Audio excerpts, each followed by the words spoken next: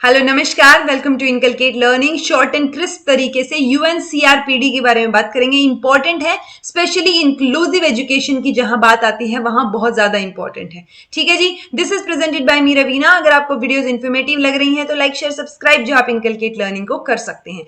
जितना पोर्शन आपको मेजरली याद रखना है, शॉर्ट में सिर्फ उतना ही बताऊंगी ताकि आपको समझ आ जाए कि ये है क्या। सो एक तरीके से ये क्या है, ये यूनाइटेड नेशन का कन्वेंशन है किस पे, rights of persons with disability, ताकि एक इंटरनेशनल ह्यूमन लेवल की जो है ह्यूमन राइट्स के लिए ट्रीटी है जो कि राइट्स ऑफ डिसेबल्ड पीपल के लिए डील करती है, यानी उनके राइट्स से रिलेटेड ये बात करते हैं। 2006 में अडॉप्ट की गई थी, न्यूयॉर्क में हेडक्वार्टर्स हैं जहां पे यूनाइटेड नेशन के, और एनफोर्स कब हुई, 2008 में जाके। अभी करंटली बात करें तो 177 रेटिफिकेशंस हैं, यानी इतने साइनेटरी हैं इसके। कन्वेंशन जो है वो लीगली बाइंडिंग है।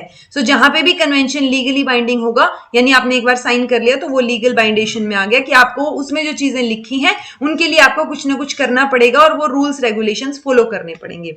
ये क्या करता है, ये रीअफर्म करता है जो राइट्स हैं किसके, हर पर्सन के, यानी हर एक जो है इक्वल राइट और फंडामेंटल राइट है, फंडामेंटल फ्रीडम है हर एक लोग, हर एक इंसान के पास, हर एक इंडिविजुअल के पास।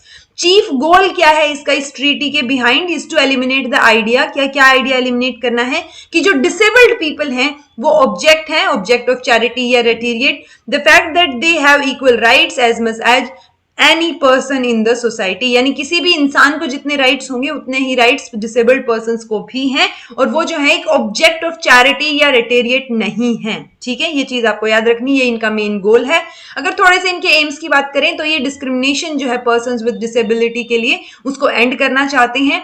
enabling persons with disability to live independently, कि वो इंडिपेंडेंट रह पाए ऐसा उनको बनाना चाहते हैं। मेकिंग द एजुकेशन सिस्टम को मोर इंक्लूसिव करना चाहते हैं। Making sure persons with disability are protected against all forms of abuse, violence and exploitation.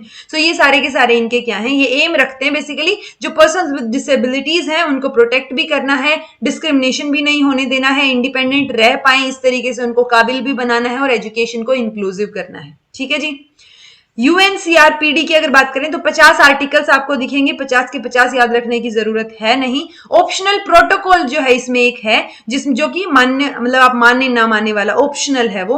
So 18 articles उसमें दिखाई देंगे, बट जो ये 50 आर्टिकल्स हैं इनमें से कौन कौन से आपको याद रखने हैं वो मैं एक बार बता देती हूँ। आर्टिकल नंबर 5 आप याद रखेंगे, इक्वालिटी और नॉन डिस्क्रिमिनेशन से रिलेटेड है। आर्टिकल 6 जो है वुमेन विद डिसेबिलिटीज, उनके लिए क्या प्रोविजंस होंगे। आर्टिकल 7 में चिल्ड्रन विद डिसेबिलिटीज आ गए। आर्टिकल 8 में क्या आ गया, अवेयरनेस रेजिंग, की कैसे आप अवेयरनेस बढ़ाएंगे यूएनसीआरपीडी से रिलेटेड और उनके एम्स से रिलेटेड। आर्टिकल 9 एक्सेसिबिलिटी से रिलेटेड है कि एक्सेस मिले, ठीक है। और आर्टिकल 10 जो है वो राइट टू लाइफ से रिलेटेड है। तो ये जो 5 से लेके 10 आर्टिकल हैं इनको याद रखेंगे। और आर्टिकल आप देख सकते हैं, अगर आपको पर्सनली कोई इंपॉर्टेंट लगे तो वो याद रख लीजिएगा, अदरवाइज आर्टिकल 24 एजुकेशन से रिलेटेड है और आर्टिकल 25 हेल्थ से रिलेटेड है। सो एटलीस्ट ये 2 आर्टिकल आप याद रखेंगे, और एक जो ऊपर मैंने 5 से लेके 10 तक आपको आर्टिकल बताए वो इतना याद रख लेंगे यूएनसीआरपीडी से related, that will be enough. अगर फर्दर आपको देखना है तो आप स्क्रीनशॉट ले सकते हैं 50 के 50 आर्टिकल्स का। ठीक है जी। So this was all about UNCRPD. अगर आपको वीडियो इन्फॉर्मेटिव लगी हो तो लाइक शेयर सब्सक्राइब कर दीजिएगा। कुछ समझ नहीं आया हो सो कमेंट बॉक्स में पूछ लीजिएगा। This was all about today. Thank you so much for watching. Be happy and keep smiling.